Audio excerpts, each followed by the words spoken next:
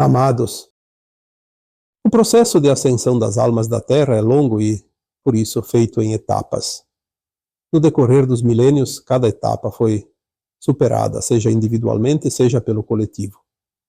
A ascensão é parte do plano divino para o planeta Terra. Nada e ninguém pode mudar os desígnios do Criador. Tudo foi estrategicamente planejado muito antes do surgimento do nosso planeta. A Terra está destinada a ser o jardim do Éden, quer queiram ou não os seus pretensos dominadores. Tais dominadores vieram para cá há cerca de 350 mil anos, primeiramente como exploradores das nossas riquezas. Porém, com o passar dos tempos, a disputa pelo comando de planetas ricos em recursos naturais submeteu a humanidade local à escravidão, pelo trabalho e pela dívida. O período mais duro para as almas encarnadas na Terra foi, sem dúvida, os últimos 25.920 anos, que corresponde ao ciclo pleiadiano, também conhecido como calendário maia. Este ciclo determina o tempo exato em que o nosso sistema solar completa uma órbita ao redor do Sol central de Alcione, que, por sua vez, comanda o sistema das Pleiades. Mas não é preciso voltar 26 mil anos para compreender tal processo. Basta apenas observar a história conhecida da humanidade atual. Do Egito Antigo até os dias de hoje, já temos uma noção que pode explicar o momento atual da Terra. Após o afundamento de Atlântida, o continente Atlante, tudo mudou por aqui, tanto na geografia da Terra como na sua humanidade. A população reduzida ficou refém dos invasores arcontes, através de algumas raças intrusas, como os reptilianos e os draconianos. Modificações genéticas nos humanos permitiram o hibridismo com tais raças. Se antes os arcontes tinham seu interesse voltado apenas às riquezas da terra, agora decidiram também escravizar a sua humanidade. Experiências genéticas transformaram parte dos humanos em híbridos de sangue frio, reptiliano. Tais híbridos passaram a agir como as raças escuras que os criaram. Lembrando que tudo isso decorreu pelo fato de os arcontes não terem permissão para encarnar neste planeta. Porém, com o hibridismo, ficou mais fácil o comando e o controle dos humanos, uma vez que o desejo insaciável de poder está na genética dos reptilianos. Nos últimos 13 mil anos, esses híbridos passaram a dominar todos os povos da Terra. Por terem forma humana, a humanidade nem percebeu que estava no caminho da escravidão, pois seus comandantes sempre se pareceram iguais aos demais. Grandes impérios se sucederam ao longo dos anos. Cruzadas, invasões, guerras, destruição de cidades, dominação e desgraça. Essa foi a tônica nesses tempos sombrios. Sem contar que tivemos ainda a Inquisição na Idade Média, que durou mais de 500 anos.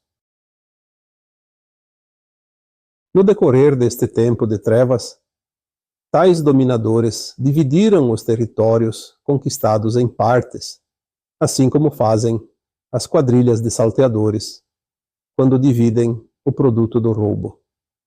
Foi assim que foram surgindo os países. No seu princípio, ainda sob o jugo dos seus donos, como foi o Brasil, colônia de Portugal, e os demais países latinos dominados pela Espanha.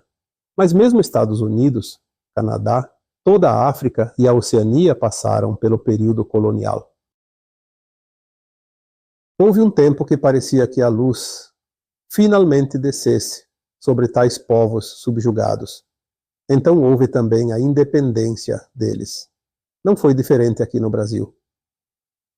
Em 7 de setembro de 1822, o Brasil deu o seu grito de liberdade, libertando-se do jugo dos reis de Portugal e de toda a Europa, pois tais reis, de fato, eram famílias formadas por híbridos, como está descrito no início deste texto.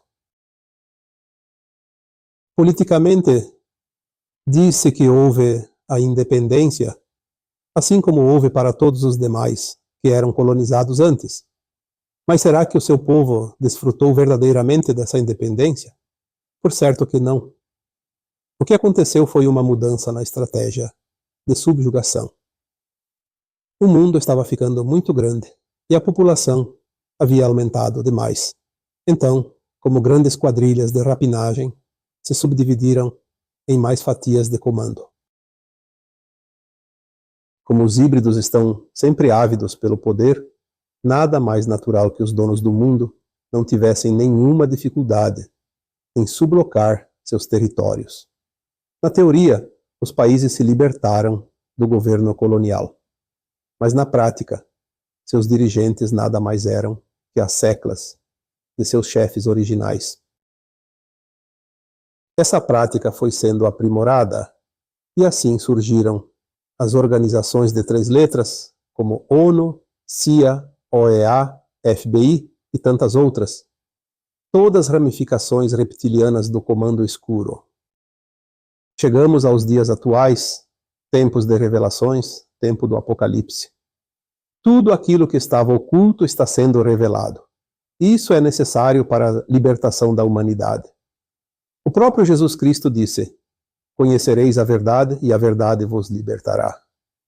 Essa verdade está sendo colocada agora para toda a humanidade. E é exatamente essa verdade que o comando oculto não quer que seja revelada, pois isso determinará o fim definitivo da escravidão da humanidade.